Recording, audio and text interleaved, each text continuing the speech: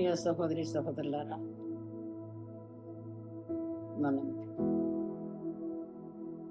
మొట్టమొదటిగా చూసినటువంటి వాక్య భాగంలో మొదటి భాగంలో వాక్యం చదువుకొని ఉంటున్నాం, వాక్యం చెప్పుకొని ఉంటున్నాం. ఆ యొక్క రక్షణ లేనటువంటి వారు రక్షణ పొందటానికి ఆ తారాను కనుగొనలేరని, ఆ వెలుతురు చూడలేరని, ఆ వెలుగులోనికి రాలేరని. ఎందుకంటే చీకటి శక్తులు ఆవరిస్తున్నాయి. అంటే చీకట్లో ఉంటున్నారు వాళ్ళు. రక్షణ లేని వారు చీకట్లో ఉంటున్నారు. ఎందుకంటే లోకంలో ఉంటున్నారు, సాతానుకు దాసులుగా ఉంటున్నారు. లోకంలో ఉన్న మనము కూడా లోకంలో ఉన్నాం. మనం చీకట్లో ఉన్నాం, వెలుగులో ఉన్నామని కాదు, కానీ అన్ని అలవాట్లు కలిగినటువంటి వారు చీకటి శక్తులు ఆవరించినట్లుగా. ప్రియ సహోదరి సహోదరులారా, నెక్స్ట్ భాగానికి మనం వెళ్తున్నాం. రెండవ భాగంగా మన వాక్యాన్ని ధ్యానించుకొని ఉంటున్నాం. కళ్ళు మూసుకొని ప్రార్థించుకొని వాక్య భాగంలోకి వెళ్ళిపోదామండి.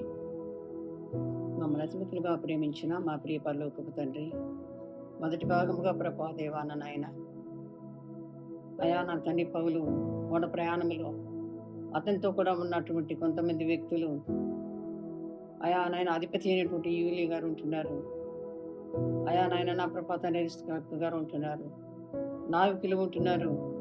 ఈ రీతిగా వారి ప్రయాణం పద్ధతులు, వారి ప్రయాణం చేస్తున్న సమయాల్లో ఎన్నో ఎదురుగాలుడు అయా చూసుకుని ఇటున్నాం. ఆయన నెక్స్ట్ వాక్యం ప్రభా తండ్రి మాకు తృప్తపరచండి ప్రభా, మాకు వినిపించండి ప్రభా, సహాయం ఇచ్చేయమని వాక్యం చదువుకొని వాక్య భాగానికి ఆయన వెళ్ళి ప్రభాతాన్ని ధ్యానించుకుంటే కృపా భాగ్యం దయచేయమని ఏసయ్య నామమున అడిగి వేడుకుని ప్రార్థిస్తూ ఉంటున్నాను నా ప్రియ పరలోకపు తండ్రి. ఆమెన్. ప్రియ సహోదరి సహోదరులారా, వాక్యాన్ని చదువుకుందాం. మనం చదువుకున్న వాక్య భాగం అపోస్తుల కార్యములు మొట్టమొదటిగా మనం చదువుకున్న వాక్య భాగం. రెండవదిగా అదే వాక్య భాగంలో అపోస్తుల కార్యములు 27వ అధ్యాయం 13వ వచనం. మరియు దక్షిణపు గాలి మెల్లగా విసరుచుండగా వారు తమ ఆలోచన సమకూడినదని తలంచి లంగరెత్తి క్రేతు ధరిని ఓడ నడిపించిరి. ఎలా అంట? మరియు దక్షిణపు గాలి మెల్లగా విసురుచుండగా వారు తమ ఆలోచన సమకూడినదని తలంచి లంగరెత్తి క్రేతు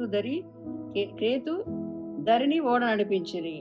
మనము మొదటి పాయింట్లో మనం చూసుకొని ఉంటున్నాం కదా, 4వ వచనంలో అక్కడ నుండి బయలుదేరి, అంటే వారు ఎక్కడ నుండి, ఆసియా నుండి కదా, ఆసియా ధరి నుండి అద్రముతి పట్టణపు ఓడ ఎక్కి వాళ్ళు ప్రయాణం చేస్తున్నట్లుగా చూస్తూ ఉంటున్నాం.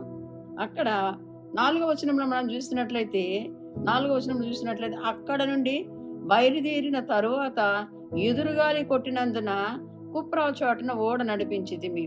ఈ రీతిగా ఒక్కొక్క అక్కడున్న ఆశ్రయ ఓడ పడవలు నడిపించే ఆ సముద్ర యానాన, ఆ సముద్ర నడి సముద్రంలో వాళ్ళకి కొన్ని రేవులు, ఎందుకంటే ఆ పడవలు ఆ ఓడలు ఆశ్రయంగా ఈ గాలులు వీస్తున్న సమయంలో, తుఫాళ్ళు వస్తున్న సమయంలో వాటి ఆశ్రయానికి వెళ్తారు. కాబట్టి అక్కడ మనం చూస్తూ ఉంటున్నాం.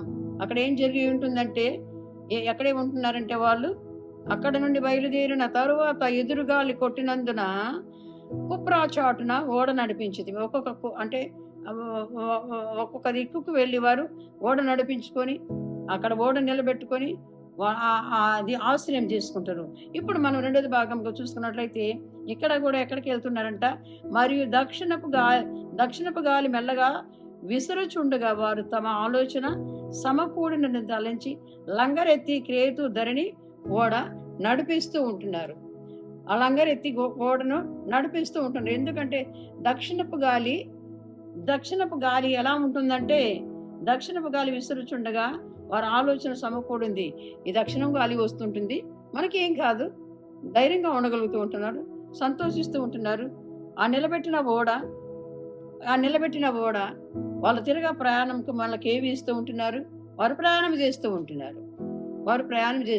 ప్రియ సహోదరులారా, మనం మొట్టమొదటిగా చూసుకున్నటువంటి మొదటి పాయింట్లో మొదటి పాయింట్లో త్రోవ చూపే తార వంటి వాక్యం ఉండదు ఎవరిలో? రక్షణ లేనటువంటి వారికి. త్రోవ చూపే ఆ తార దగ్గరికి, ప్రభువారి దగ్గరికి నక్షత్రాలు నడిపిస్తుంటుంటాయి ప్రభువారి దగ్గరికి. ఏ రీతిగా?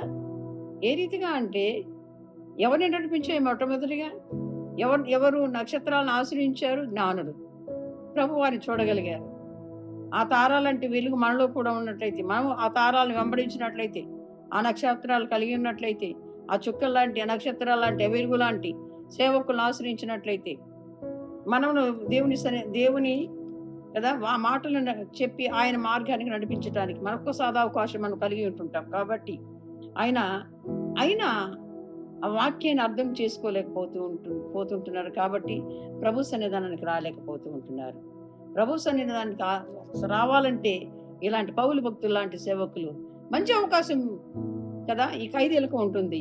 ఈ ఖైదీలు ఈ పౌలుని బట్టి వారు ఆయన నమ్ముకున్న దేవుని ఆశ్రయించడానికి వారికి ఒక సదవకాశం ఉంటుంది. కాబట్టి ధైర్యం చెప్తూ ఉంటున్నాడు. మన వాక్యానికి ఈ రెండో భాగంలో వాక్యం చూసుకున్నట్లయితే, మనం చదువుకుంటున్నట్లయితే వాడు ప్రయాణం చేస్తూ ఉంటున్నారు. 43వ వచనంలో చూసినట్లయితే వాక్యాన్ని చదువుతా వినండి ప్రియ సహోదరులారా. వాక్యాన్ని చదువుతా చూడండి. 43వ వచనం, 27వ అధ్యాయం 43వ వచనం. శతాధిపతి పౌలును రక్షింపనుద్దేశించి వారి ఆలోచన కొనసాగింపనివ్వక మొదట ఈదగలవారు సముద్రములో దుమికి దరికిపోవలననియు కడమవారిలో కొందరు పలకల మీద కొందరు ఓడ చెక్కల మీద పోవాలని ఆజ్ఞాపిస్తూ ఉంటున్నాడు. ఎందుకు ఆ రీతిగా ఆజ్ఞాపిస్తున్నాడు? ఈ పౌలు భక్తుని మీద. ప్రియ సహోదరులారా, పౌలు పట్ల దేవుడు యూలిని పెట్టాడు. ఎందుకంటే ఆయన ఆత్మరక్షణ కొరకు కాదండి, ప్రాణరక్షణ కొరకు. పౌలు భక్తుడు ప్రాణరక్షణ కొరకు యూలిని పెట్టాడు దేవుడు. కాబట్టి యూలి చెప్తున్నాడు, శతాధిపతి అయినటువంటి యూలి పౌలును రక్షించని ఉద్దేశించాడు. మనం చదువుకున్నటువంటి వాక్య భాగంలో ఆ ఉద్దేశం కలిగి మీరు ఈదగలిగినటువంటి వారు ఈదుకొని పొండని ఆ యొక్క యూలి ఆ యొక్క అధిపతి చెప్పినప్పుడు వాళ్ళందరూ కూడా సముద్రంలో దుమికి ఈదటానికి ప్రయత్నం చేస్తూ ఉంటున్నారు. ఎంతమంది అక్కడ ఉండగలుగుతూ ఉంటున్నారో మనం చూసుకొని ఉంటున్నాం కదా. ఎంతమంది అక్కడ ఉండి ఉంటున్నారో మనం చూసుకొని ఉంటున్నాం కదా. వాళ్ళందరూ కూడా ఈదగలిగినటువంటి వారు. మరి ఇంకా కొంతమంది ఎలా వెళ్ళాలని ఇక్కడ తెలియజేయబడుతూ ఉంటుందంటే చెక్కల మీద పలకల మీద కూడా ఆశ్రయం చూసుకొని ఆట మీద నుండి కదా ఏ రీతికైనా ధరించారాలి, ఏ రీతికైనా ప్రాణాలు దక్కించుకోవాలి. అలా వారికి ఆ రీతిగా ఆదరణమైన మాటలు తెలియజేస్తూ వారిని మరి ఈదగలవారు దుమికి ఈదుకొని మీరు గట్టు చేరవచ్చు. ఎందుకంటే వాళ్ళందరితో ఆయనకు పని లేదు, పౌలు రక్షించాలని మనకు వాక్యం చూస్తూ ఉంటున్నాం. పౌలు అయితే వారిని కూడా దరి చేస్తారన్నటువంటి నమ్మకం పౌల్లో ఉంటుంది. ప్రియ సహోదరులారా, ఇతరుల పట్ల మనకు ఎవరికైనా ఇరుగుపోరు వారి పట్ల, ఇంకా మన తోటి సహోదరుల పట్ల ఎవరినైనా ప్రభు వైపు తిరగాలి, మనము ఏ గమ్యానికి వెళ్ళాలని మనం తలుస్తూ ఉంటున్నామో ఆ గమ్యస్థానం మన తోటి వారు కూడా రక్షింపబడి, తోటి వారు కూడా దేవుని సన్నిధానానికి చేర్చబడి, మనతో కూడా మనం వెళ్ళే గమ్యానికి వారిని కూడా చేర్చాలన్నటువంటి ఆశ, ఆకాంక్ష, అట్టి మంచి నమ్మకం, అట్టి కదా క్రైస్తవత్వం, అట్టి విశ్వాసులంగా మనం కూడా ఉన్నట్లయితే అలాంటి ధైర్యం కూడా మనం పొందుకొని వారు నడిపించే విధానంలో మనం కూడా ఉండాలని నేను మీకు తెలియజేస్తూ ఉంటున్నాను ప్రియ సహోదరులారా. అయితే పౌలు పట్ల దేవుడు ఆ యొక్క యూలిని పెట్టి ఉంటున్నాడు. మన పట్ల దేవుడు ఉంటున్నాడు. ఆ పౌలుకున్న నమ్మకం మనలో ఉండాలి. ఆ పౌలుకున్నటువంటి ధైర్యం మనకు ఉండాలి. పౌలు మనకు మాదిరిగా నిలబడి ఉంటున్నాడు. అనేక శ్రమలు అనుభవించి ఉంటున్నాడు. ఇంకా మన వాక్యం చదువుకున్నట్లయితే ప్రియ సహోదరులారా, ఈదగలవా సహోదరులారా, ఈ లోకంలో ఈ లోక యాత్రలో పెద్దలు అంటారు కదా, సముద్రమైన ఏదొచ్చు కానీ సంసారం ఏదలేరు అంటారు.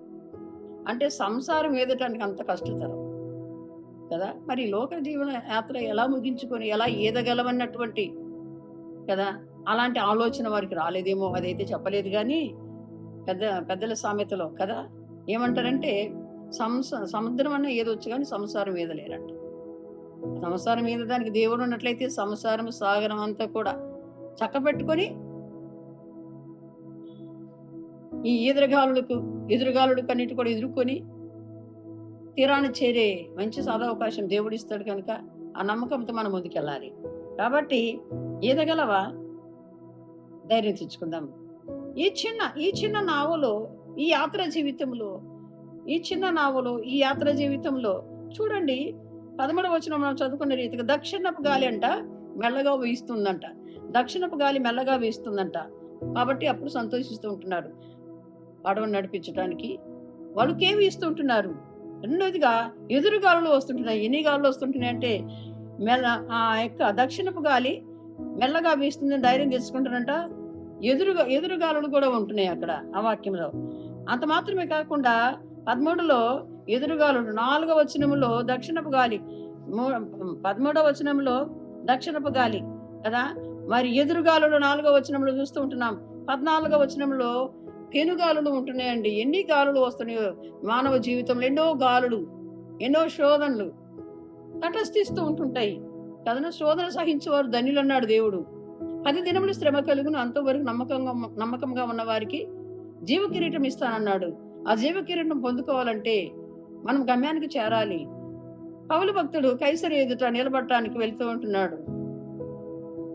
ఈలోగా నేను కైసరయ ఎదుట నిలబడాలి మొదటిగా. రెండవదిగా నాకు అప్పచెప్పిన వీరందరినీ కూడా రేవు చేర్చాలి అన్నటువంటి నమ్మకం. దేవుడు నేను నమ్ముకుని ఉంటున్నా, దేవుడు నాలో ఉంటున్నాడు, దేవుడు నాతో మాట్లాడుతుంది, దేవుని దూత ద్వారా దాన్ని బయలుపరిచి ఉంటున్నాడు. ఆ నమ్మకం పౌలు భక్తుల్లో ఉంటుంది. దేవుడి ప్రియ సేవకుల ద్వారా మనతో మాట్లాడుతూ ఉంటున్నాడు, ధైర్యాన్ని ఇస్తుంటున్నాడు, ధైర్యాన్ని పంచిపెడుతూ ఉంటున్నాడు. దేవుడు ఆయన ఎవరో, ఆయన రక్షించడానికి సమృద్ధుడు. మన పట్ల దేవుడు ఉంటున్నాడు. నావ నడిపించే, ఈ హృదయమైన నావ నడిపించే దేవుడు మనలో ఉంటున్నాడు. మన గమ్యస్థానానికి చేరుస్తానన్న నమ్మకం మనం కలిగి ఉండాలి. ప్రియ సహోదరి ఎన్నో ఉంటుండంటాయి, ఎన్నో ఒడిదుడుకులు ఎదుర్కొంటూ ఉండవచ్చు. కానీ 14వ వచనంలో చూసినట్లయితే ఊరలో ఉన్న పెనుగాలి అని ఉంది అక్కడ.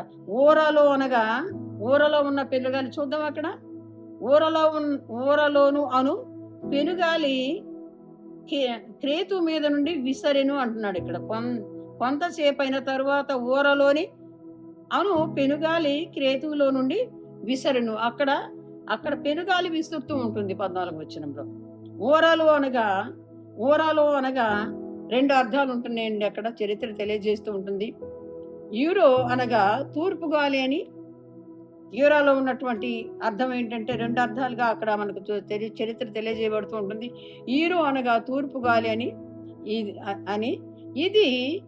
ఇది గ్రీకు పదం అంటండి. చరిత్ర తెలియజేయబడుతూ ఉంటుంది. గ్రీకు పదం ఏంటంటే తూర్పు గాలి. యూరాలో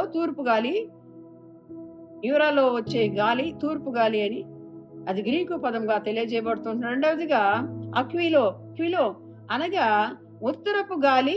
ఇది లాటిన్ పదమని తెలియజేయబడుతుంటుంది. మేరకు ఈ తూర్పు ఉత్తరపు గాలి ఈ రెండు కూడా కలిసినప్పుడు, ఈ తూర్పు గాలి ఉత్తరపు గాలి వీస్తున్న సమయంలో ఆ గాలులు 2 కలిసి పెనుగాలిగా మారుతుందని చరిత్ర తెలియజేయబడుతూ ఉంటుంది. ఈ గాలులు తూర్పు గాలి తర్వాత ఉత్తరపు గాలి కలిసిందంటే దక్షిణపు గాలి వచ్చినప్పుడు సమాధానంగా ఉండగలుగుతూ ఉంటున్నారు వారు. ఆ యొక్క ఆ క్రేతు ఓడ నడిపించటానికి కదా వాళ్ళు ఆ మెల్లగా ఆ విసురుచున్న గాలులు దక్షిణపు గాలికి ఏమి కాదని పడవ నడిపిస్తూ ఉంటున్నారు. అక్కడ కొంత దూరం పోయిన తర్వాత వారికి ఎదురైనటువంటి గాలులు ఎలాంటివంటే ఆ వీస్తున్న గాలులు పెనుగాలులుగా ఉండి ఉంటుండే. ప్రియ సోదరులారా, 24వ వచనం చదువుకున్నట్లయితే 24వ వచనంలో పౌలు వారిని దరి చేర్చాలనేటువంటి ఆ నమ్మకము పౌల్లో ఉంటుంది కదా. చూద్దాం 24వ వచనంలో, నీవు కైసరు ఎదుట నిలవలసి ఉన్నది, ఇదిగో నీతో కూడా ఓడలో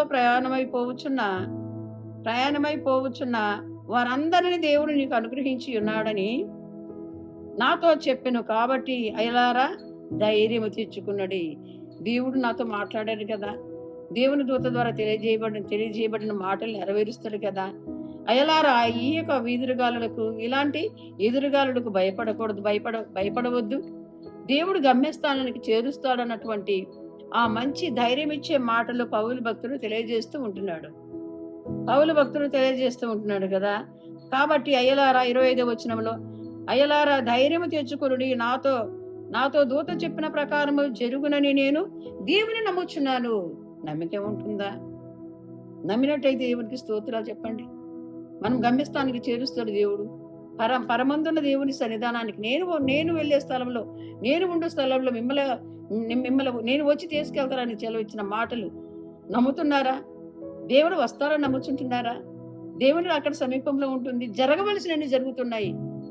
ఓ విశ్వాసి, నీ ప్రయాణం ఎంతవరకు? ఓ విశ్వాసి, నీ నమ్మకం ఎంతవరకు? నా నమ్మకం ఎంతవరకు? మనం పరీక్షించుకుందాం ప్రియ సహోదరులారా. అంటే పౌలు భక్తుడు వారిని దరి చేర్చాలి కదా. రెండవదిగా కైసరు ఎదుట నిలబడాలి.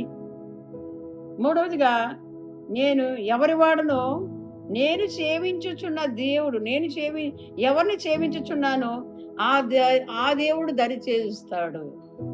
నేను ఎవరి వాడనో, నేను ఎవరిని సేవిస్తూ ఉంటున్నానో, నేను సేవిస్తున్నటువంటి దేవుడు దరికి చేస్తారన్నటువంటి నమ్మకం పౌల్లో ఉంటుందండి. ఆ నమ్మకం మనలో ఉండాలి, ఆశ మనలో ఉండాలి. ఇంకా మనం చూసినట్లయితే నేను ఆయన అంటున్నాడు, ఆయన మాట్లాడుతున్నాడంట. ఆయన ఏమని తలస్తున్నాడు అంటే, నేను నావికుని నమ్మలేదు, నావు నడిపించి నావికుని నేను నమ్మలేదు, అధిపతిని నేను నమ్మలేదు. 10 పట్టణాలకు 100 పట్టణాలకు కదా శతాధిపతి యూలి ఉంటున్నాడు. ఆయన నా మీద దయ చూపిస్తూ ఉంటున్నాడు. కానీ నరులను నమ్ముడు కంటే యెహోవాను ఆశ్రయించుట మేలు అని వాక్యంలో ఉంది కదా. యెహోవాను ఆశ్రయించాడు, నేను ఆయన నమ్ముకున్నాను అంటున్నాడు. నా జీవితంలో మనం ఎవరిని నమ్ముకుని ఉంటున్నాం? మన యాత్ర జీవితం ఎలా సాగిస్తూ ఉంటున్నాం? దేవుని మీద ఆధారపడి ఉంటున్నామా? మనం ఎవరిని నమ్ముకొని ఉంటున్నాం? నేను నమ్మిన దేవుడు గొప్పవాడు, నా కార్యాలు సాధకం చేసే దేవుడు, నాకు వస్తున్న పెనుతుపాళ్ళ వస్తున్నటువంటి ఈ యొక్క శోధల నుంచి తప్పించే దేవుడు మనలో ఉంటున్నాడని విశ్వసిస్తూ ఉంటున్నావా? ప్రియ సహోదరులారా, 34వ వచనం మనం చదువుకున్నట్లయితే, 34వ వచనం చూస్తున్నట్లయితే, 14వ దినము నుండి మీరేమీ పుచ్చుకొనక ఉపవాసంతో కనిపెట్టుకుని ఉన్నారు గనక ఆహారము పుచ్చుకొనుడని మిమ్మల్ని వేడుకుంటూ ఉంటున్నాడు పౌలు భక్తుడు. ఆహారం లేదు కదా ఇన్ని రోజులు, వీళ్ళు ఆహారం లేక మోచిల్లిపోతారేమో, ఆహారం లేక కదా వీరు సొమ్మచిల్లిపోతారేమో అని వాళ్ళు వేడుకుంటూ ఇన్ని రోజుల నుంచి అలా ఉంటున్నారు, ప్రయాణం చేస్తున్నారు. కాబట్టి మీరు ఆహారం తినమని బ్రతిమలం వేడుకుంటూ ఉన్నాడంట. ఆయనకు ఆహారం లేదు కదా. వీరి పట్ల దేవుడు ఎంత ప్రేమ వారి పట్ల, సహోదరుల పట్ల చూపించుంటున్నాడో. సహోదర ప్రేమ అలా ఉంటుంది. అలాంటి ప్రేమ, సహోదర ప్రేమ అంటే అలా చూపించాలని పౌలు భక్తుడు మనకు మాదిరి చూపిస్తూ ఉంటున్నాడు. ప్రియ సహోదరులారా, ఇది మీ ప్రాణమునకు సహాయమగును. మీలో ఇంకా ఏమని తెలియజేస్తుంటున్నాడంటే, మీలో ఎవని తల వెంట్రుక చూద్దాం వాక్య భాగంలో. మీలో ఎవని తల వెంట్రుక నుండి తల నుండి ఒక వెంట్రుక అయినను నశింపదని చెప్పుతున్నాడంట. ఒక తల వెంట్రుక నశింపదంటే ఈ మానవులు ఏం కారు. ఈ ప్రయాణికులకు ఏమి తొందరలు జరగదన్నటువంటి నమ్మకం పౌలు భక్తుల్లో ఉంటుంది. ప్రియ సహోదరులారా, ఒక వెంట్రుకైనను నశింపదని చెప్పుచు ఆహారం పుచ్చుకోవడాన్ని అందరినీ బ్రతిమలాడుతూ ఉంటున్నాడంట. అలా తగ్గించుకొని వారు ఏమైతే నేను నా ప్రాణాన్ని దక్కించుకోవాలని పౌలు భక్తుడు అనలేదండి. వారు ఏమై లోకంలో కలిసిపోనివ్వండి, నేను ఒక్కనే రక్షింపబడితే చాలని అన్నటువంటి విశ్వాసులు అలా ఉండకూడదండి. తోటి సహోదరుల మీద ప్రేమ కలిగి వారు కూడా మన మార్గంలో ప్రభు సన్నిధానానికి చేరాలన్నటువంటి ప్రభు సన్నిధానంలో పరలోక గమ్యానికి చేరాలన్నటువంటి నమ్మకం, మనతో కూడా వారిని తీసుకెళ్లాలన్నటువంటి ఆశ, ఆకాంక్ష కలిగి ఉండాలని మరి వాక్య భాగంలో మన పరిశుద్ధాత్మ దేవుడు తెలియజేస్తూ ఉంటున్నాడండి కదా. తల వెంట్రుకలు ఒకటైనను నశింపదని చెప్పి పౌలు బ్రతిమలాడుతూ ఉంటున్నాడు. 44వ వచనంలో చూసినట్లయితే 44వ వచనం మనం చదువుకున్న వాక్య భాగ మనం చదువుకున్న వాక్య భాగాలలో 44వ వచనంలో కడమ వారిలో కొందరు పలకల మీదను కొందరు ఓడ చెక్కల మీదను పోవలనని ఆజ్ఞాపించాడు. ఎవరు? యూలి. ఎందుకు? పౌలు భక్తుడు ఏ రీతిగా పౌలు భక్తుని రక్షించాలి. ఈ రీతిగా ఈదుకొని పోగలడు, దరి చేరగలడు, కైసరు ఎదుట నిలబడగలడు.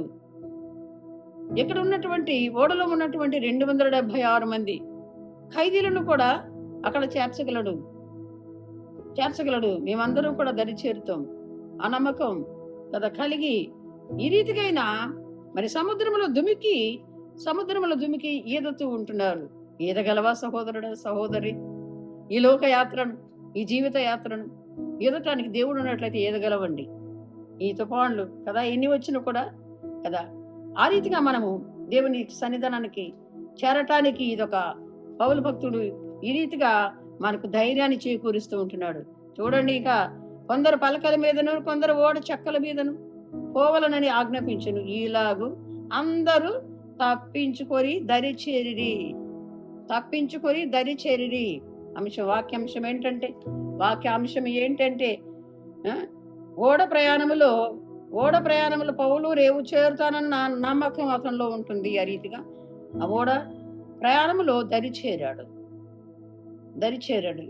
మన చిన్న జీవితాలలో మనము కూడా ప్రభు మార్గానికి చేరుతాం, అగమ్య స్థానానికి చేరుతాం, మనం ఆ పరలోక పట్టణానికి చేరుతాం, ప్రభుతో కూడా కలిసి ఉంటాం అన్నటువంటి నమ్మకం, ఆశ, ఆకాంక్ష కలిగి జీవిద్దాం. చిన్న ఒక్క వచనం పాట పాడి ముగిస్తానండి. ఒక్క వచనం. నడి సాంద్ర నరేగిను అట్టహాసపు పెను తుఫాను, నడి సాంద్ర నరేగిను అట్టహాసపు పెను తుఫాను, గట్టు చూడగా చాలా దూరము, రేవు చేరే దారి లేదా, నాదు యేసయ్యా ఆదుకోవయ్యా, నాదు యేసయ్యా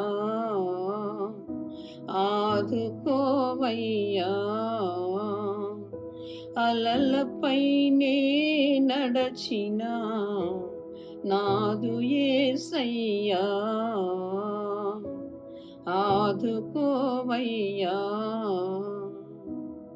చిన్న జీవిత నావనాది, నిన్నే గురిగా ప్రయాణమైతిని. ఎన్ని శోధనలెన్ని బాధలు, కన్న తండ్రి కావరావా ఆదుకోవయ్యా. దేవస్తోత్రము. మహోపకారి, మహోన్నతుడ, పరిశుద్ధుడా, మాతో మాట్లాడిన మహనీయుడా, మా జీవిత యాత్రలో మేము ఏ రీతిగా నాయన అలల చేత కొట్టబడుతూ ఏ రీతిగా ప్రభాతండి ఈ గాలులనే శోధనలు తప్పించుకుంటూ మీ సన్నిధానానికి చేరాలో, ఆ శోధనలు తప్పించుకుంటూ నాయన నా తల్లి సన్నిధానానికి చేరాలో పౌలు భక్తుని నిలబెట్టారు నాయన. మాకు మాదిరి చూపించారు. ఈ విన్న వాక్యాన్ని హృదయంలో భద్రపరుచుకుని నాయన మమ్మల్ని మీరు ధైర్యపరిచి మమ్మల్ని ఆత్మీయ జీవితం ముందుకు సాగుతూ సహాయం ఇచ్చారు. యేసు ప్రభు వారి అతి శ్రేష్టమైన నామములో అడిగి వేడుకుని ప్రార్థిస్తుంటున్నాను నా ప్రియ పరలోకపు తండ్రి.